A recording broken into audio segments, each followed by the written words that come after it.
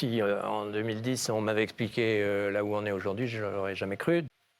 Non, c'est pas qu'un chèque, c'est un sparring partner, c'est un coach, c'est quelqu'un qui va réfléchir avec le CEO à... Parce que ce que raconte monsieur, il a complètement changé de ligue. Il est passé d'un petit acteur régional à un des grands leaders européens du marché.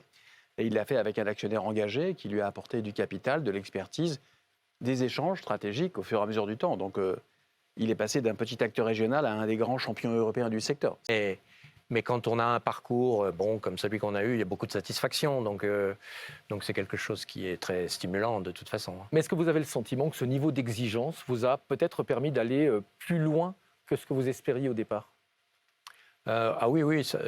Si en 2010, on m'avait expliqué là où on est aujourd'hui, je ne l'aurais jamais cru. Donc, on a sûrement fait beaucoup mieux grâce effectivement à des conseils. Un fonds, c'est un aiguillon. Hein, c'est pas forcément des spécialistes de votre métier, donc c'est pas sur votre métier qui va vous apporter des conseils, mais c'est sur vraiment des sujets critiques, l'internationalisation,